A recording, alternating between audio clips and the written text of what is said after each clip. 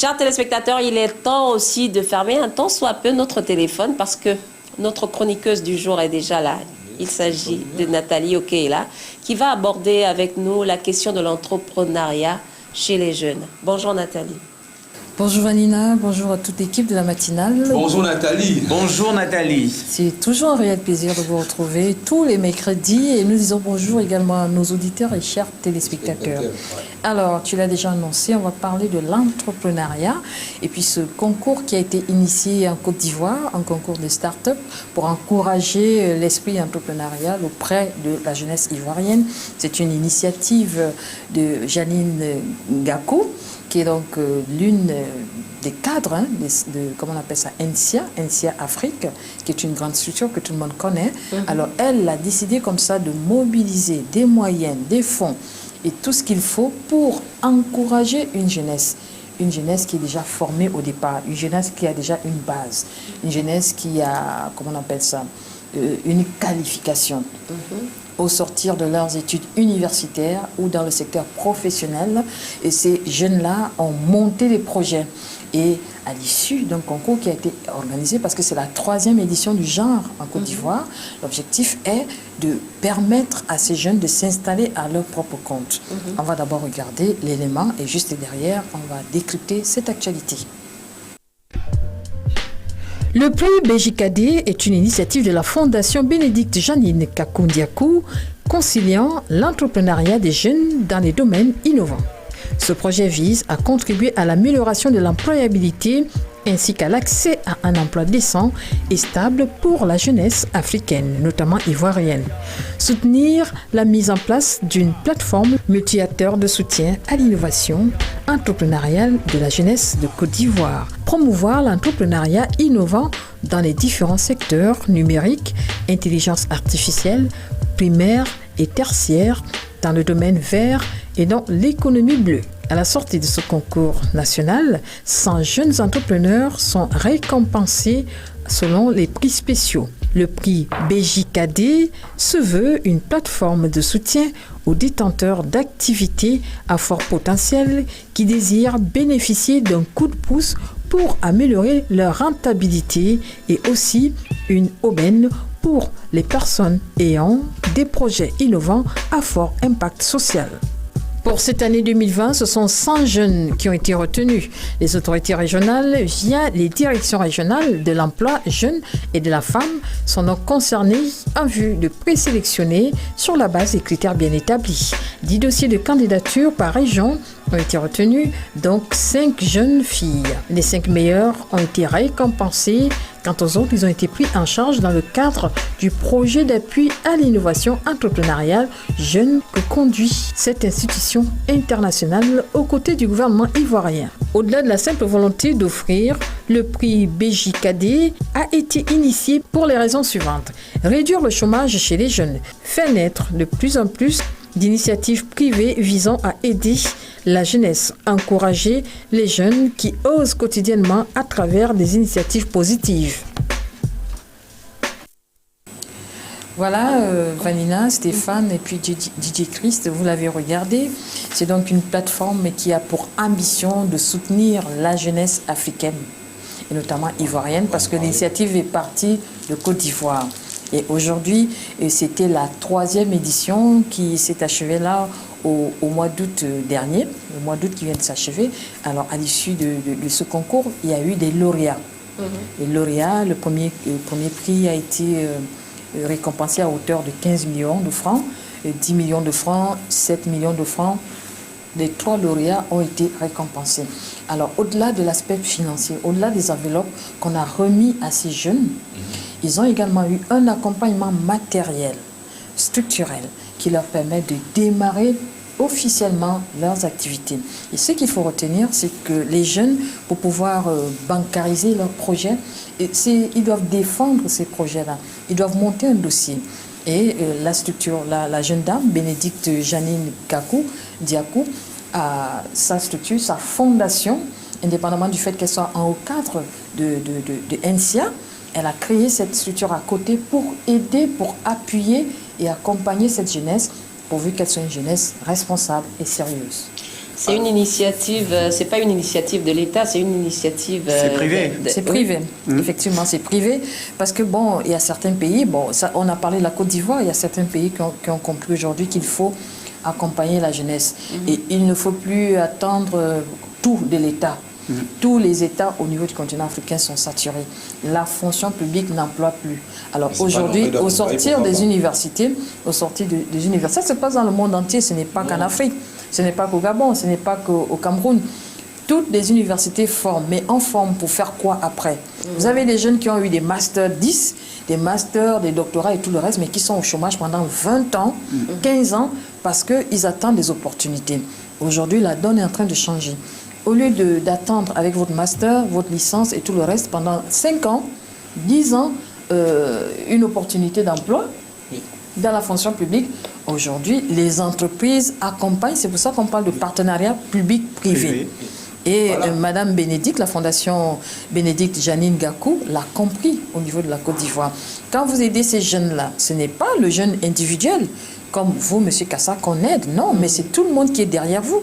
Parce que dans votre structure, dans votre start-up, peut-être vous avez 10 ou 15 jeunes qui travaillent avec vous pour votre production, pour votre initiative. Donc, il y a beaucoup d'entreprises qui ont compris. Également, au niveau du Gabon, il y a ce concours-là, le concours des start-up. La particularité avec le Gabon, c'est que c'est souvent une initiative de certains bailleurs de fonds, de certains particuliers également. Le concours n'est pas assez promu sur le plan, sur les médias. Mais cette initiative... Au Gabon, c'est que c'est toujours un secret. Bon, c'est toujours les secrets. Hein. On ne fait jamais les choses pour communiquer. Les concours numériques sont souvent annoncés. Sous-marins, comme si on se méfiait de quelque chose. Maintenant, moi, ma question, c'est toujours par rapport à la Côte d'Ivoire. Pour dire que, Madame est là aussi, excuse-moi, mais tu sais très bien que là, l'État a un rôle à jouer. Parce que... Oui. Parce qu'on développe quelque chose, même de privé, dans un environnement. Hein. Si l'environnement n'est pas assez développé, on ne peut... Tu peux avoir des bonnes idées, tu peux avoir autant d'argent, et là, il va avoir des limites par rapport à ce que tu veux faire. Parce qu'on a besoin que l'État facilite, par exemple, l'accès aux banques, tout ça, les signatures, comment dire ça, les processus de siègement, tout ce que tu veux. L'État doit pouvoir jouer un rôle très important face à l'entrepreneuriat, même s'il est privé. La question que tu poses, c'est au niveau du rôle de l'État dans cette mise en place des projets. Si on prend le contexte Gabon, il y a, comment on appelle ça, une structure qui permet aux jeunes entrepreneurs ou aux jeunes qui veulent entreprendre d'aller monter son dossier. Parce que pour monter un dossier qu'on peut bancariser, qu'on peut financer, il y a toute une documentation. Il y a une structure qui existe au niveau de Libreville pour aller monter votre dossier. Quand vous voulez ouvrir une entreprise, vous devez aller là-bas, au niveau du centre-ville, et cette structure-là va vous accompagner au niveau de la documentation.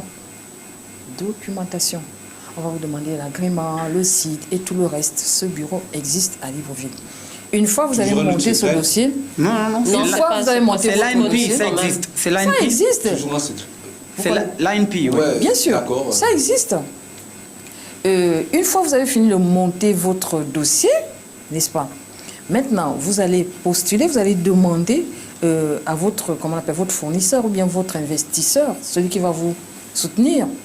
On ne peut pas vous soutenir sur la base d'un dossier vide. Il faut bien que votre dossier soit étoffé. Et ensuite, une fois qu'il est bien monté, vous bénéficiez de votre crédit. Et les budgets, comment ça se passe? Au niveau des budgets, là, nous sommes dans... Ce qui se passe en Côte d'Ivoire n'a rien à voir avec le contexte Gabon. Bien sûr. Tout ce que moi je suis en train de vous dire sur ce plateau, c'est que la fondation BJKD, qui est un partenaire de la chaîne panafricaine internationale, la Belle TV, a mis en place tout un processus qui permet à la jeunesse ivoirienne de pouvoir s'autonomiser. Et cette jeunesse ivoirienne, c'est pas une jeunesse, c'est une jeunesse déjà qualifiée, qui a des aptitudes, qui a des prérequis pour l'entrepreneuriat. Bon, entreprendre, c'est vrai, on va dire, c'est pas forcément une affaire de diplôme, une affaire de ceci, c'est d'abord l'idée. Oui. C'est votre idée et votre potentialité à pouvoir défendre votre projet, à pouvoir le mettre en œuvre. Maintenant, si vous-même, vous découragez, mais comment on va vous soutenir? Non, c'est pas nous qui se décourage. Il faut avoir cette conviction-là, il faut avoir cette foi-là il faut croire en vous-même lorsque vous voulez faire quelque chose. Si vous ne croyez pas en vos capacités, en vos potentialités, il est clair que votre projet ne verra jamais le jour. D'accord. Parce que quand vous parlez toujours l'État, mais l'État, mais oui, l'État, c'est la politique. Madame est là. On a les réalités, madame est là. On peut attendre les financements de l'État aussi, parce que souvent, nous tous, on a des idées, hein. Nous tous, on veut entreprendre. Qui finissent dans les tombes. Le frein, souvent, ce sont les finances. En même temps, si c'est l'État qui octroie les crédits à ceux qui ont déjà de l'argent, alors que normalement, l'octroi des crédits devrait être pour ceux qui sont à la recherche des moyens. Oui. Franchement, la question que je voulais poser à Nathalie, c'est celle de savoir la fondation en question. Oui, elle fait dans quoi exactement? La fondation fait dans l'accompagnement des micro-projets envers la jeunesse. Okay. D'accord. Cette dame qui est cadre à NCA Afrique, a créé à côté sa structure. Ça, c'est son initiative personnelle.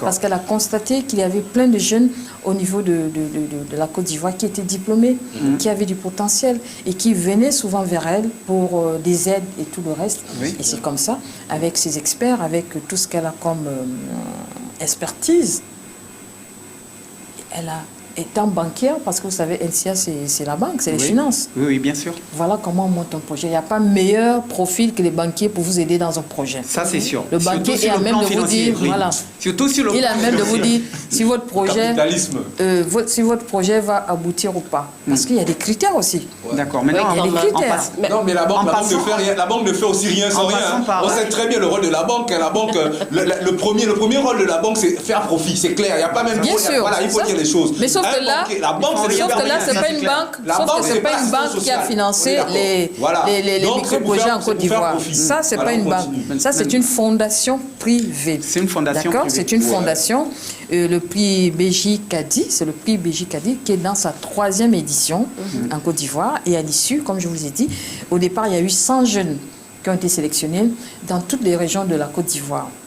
Et à l'issue de ce concours qui a duré de septembre, octobre et tout ça, à l'issue de ce concours qui s'est achevé au mois d'août, il y a eu des lauréats. Le premier prix, comme je vous l'ai dit, c'était 15 millions de francs. Deuxième prix, 10 millions de francs.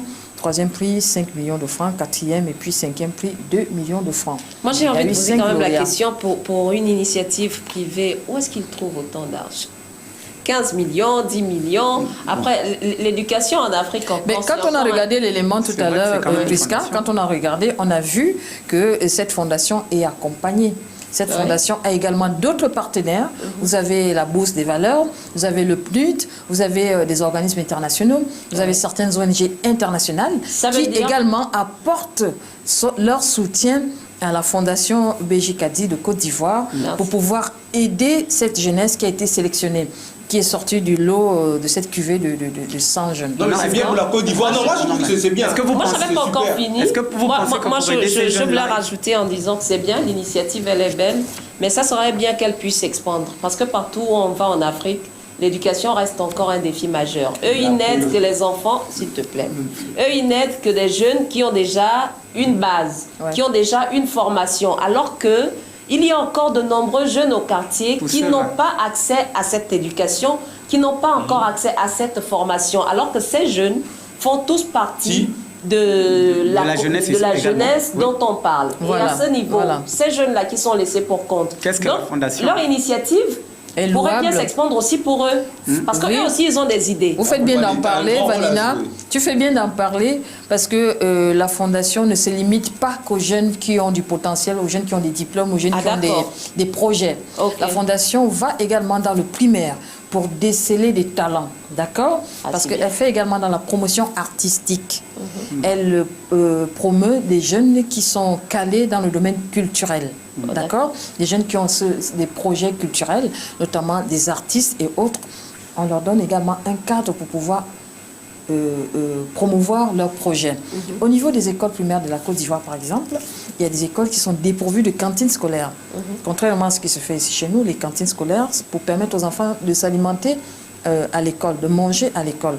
Cette fondation met en place des cantines scolaires au sein des établissements du premier degré des communes d'Abidjan pour permettre aux enfants, parce que vous savez, en Afrique, on a aussi des familles économiquement faibles.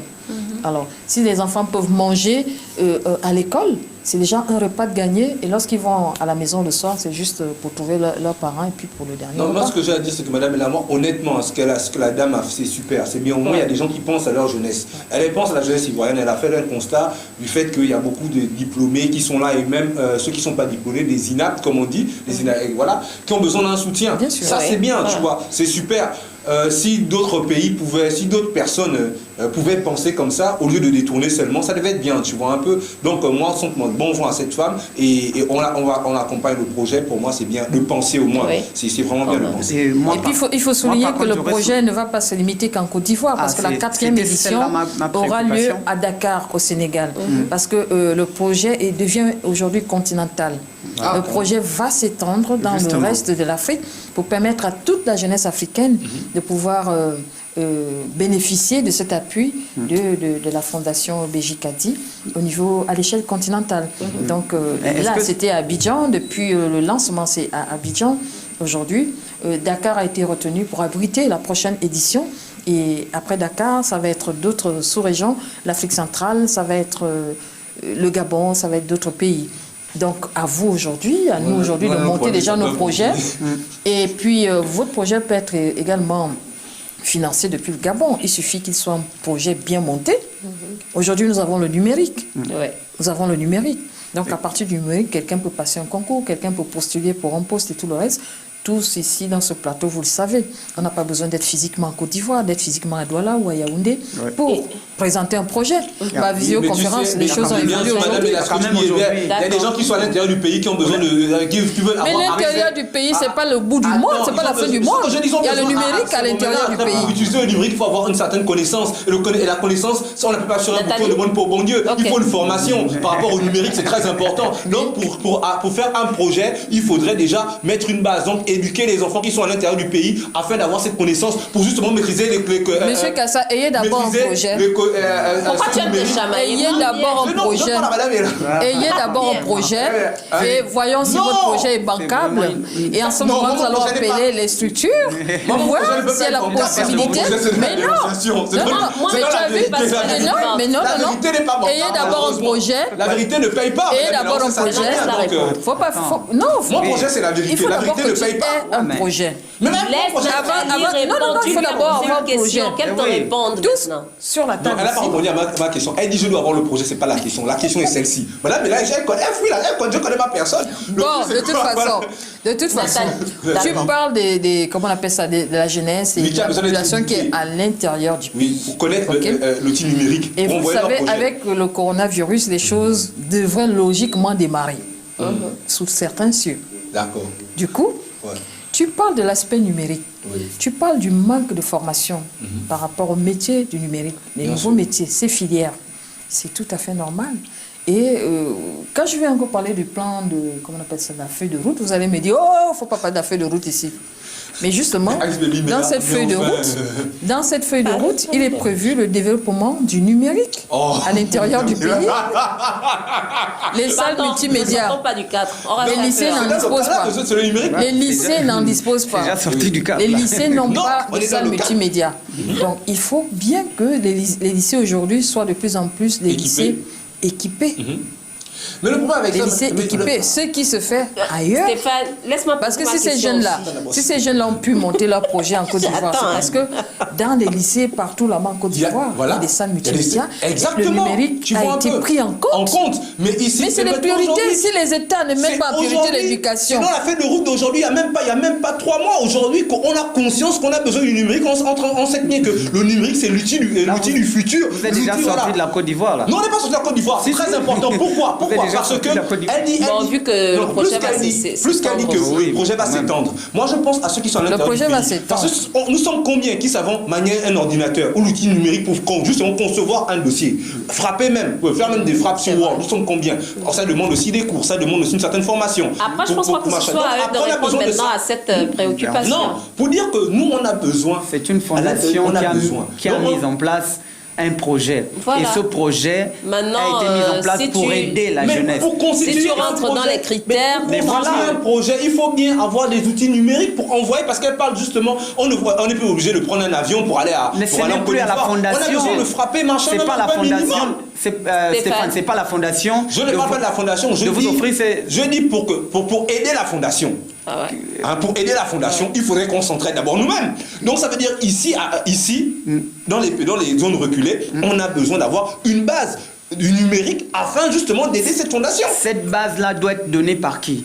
Par l'État. Mais c'est Mais pour voilà. ça que quand Voilà, on a parlé on tout à l'heure, revient à on la a feuille de dit route. que la formation, Donc, tout à y voir. la fondation a, comment on appelle, une expertise avérée dans l'accompagnement de cette jeunesse D'accord. de Côte d'Ivoire. Ça veut dire en d'autres termes qu'il y a la ressource humaine au niveau de la fondation. Là, nous sommes encore à Abidjan. Je suis d'accord avec toi. Cette fondation qui accompagne cette jeunesse-là pour aboutir à son autonomisation, à tout ce qu'il faut pour accompagner cette jeunesse. Maintenant, si tu veux prendre le contexte Abidjan pour l'adapter au contexte gabonais, c'est deux mondes bien différents. Ouais. D'accord. On a dire vraiment différent. C'est comme tu l'as dit, il y a beaucoup de choses qui restent à faire et beaucoup de choses qu'il faut faire. Ce que tu as toujours déploré, que nous tous on a toujours déploré ici, c'est ce manque d'appui à la jeunesse. À la jeunesse gabonaise, pour qu'elle soit également une jeunesse compétitive, qualifiée, qui peut également compétir avec les autres sur le plan continental. Mais on tend vers ça dans la feuille de route. Mais c'est... Nathalie, Ok, étant donné que le projet va s'étendre, On va moi aussi plier. j'ai aussi une petite question, une petite préoccupation. Oui. Dans les critères, quelle est la limite d'âge? Il n'y a pas de Parce qu'on- limite d'âge. Nous sommes tous jeunes. Hein? Oui, c'est vrai. Il n'y a pas de limite d'âge. C'est, comment on appelle ça? C'est une fondation D'accord. qui accompagne la jeunesse africaine. Et donc, c'est Ok? un concours ouvert à tous? C'est un concours Moi-même, je ouvert à ferais tous. ça. C'est un concours ouvert à tous. La fondation de Madame Janine BG Kadi, qui est basée à Abidjan, accompagne tout le monde à condition de bien monter votre dossier et bien entendu de maîtriser l'outil numérique. Vous entendez, Là, au moins, maîtriser c'est clair. l'outil numérique. Mais non, mais là, au moins- maîtriser l'outil numérique, ça demande une connaissance quand même. Ça C'est pas demande tout le une monde. formation, bien Une formation, évidemment. mais alors, Ça si rentre- déjà nous ne oui, sommes voilà, pas au point, ça si rentre nous dans le sommes- cadre Voilà. de la formation. À toi-même d'avoir d'abord la volonté aussi. Mais Oui. je n'ai pas d'ordinateur, je Parce qu'il y a- vis au fin fond de Tsama Magoti, je n'ai pas d'ordinateur, je n'ai pas d'outil numérique, je fais comment? J'utilise le spirit. Non! Oh, À un moment donné, on a besoin de ça. On va dire au revoir à Nathalie. Oui, Nathalie, effectivement. un dernier mot. Oui, bon, la fondation donc BJ Kadi de Côte d'Ivoire contribue au développement du continent africain, notamment dans la créativité de l'esprit entrepreneurial chez la jeunesse africaine. Et puis bon, il faut avoir un business plan. D'accord. Business Moi, plan. j'en ai déjà. Il faut intégrer la notion de profitabilité sur le court, moyen et long terme. Il faut également mettre en lumière des entreprises promoteuses dans tous les domaines, à savoir artistique, technologique, agricole et éducatif. Donc, si vous êtes dans ce Ça, c'est cadre-là, dans ce domaine, hein. vous êtes C'est des conditions éligible. de- Vous êtes voilà. éligible si Oui. vous faites dans l'éducation, et je suis contente. Si vous faites dans l'agriculture, tu peux avoir un jardin chez toi, Monsieur Ouais. Kassa. Ouais, Si on pourquoi fait pas. dans la technologie, C'est pas ce le que jardin vous de faites trois déjà tomates. ici, et dans ce c'est beau ce que j'ai plateau, planté, moi. vous êtes éligible. Si vous êtes dans le domaine artistique, Monsieur Kassa, Voilà. vous trouverez votre compte. D'accord. Alors, Nathalie,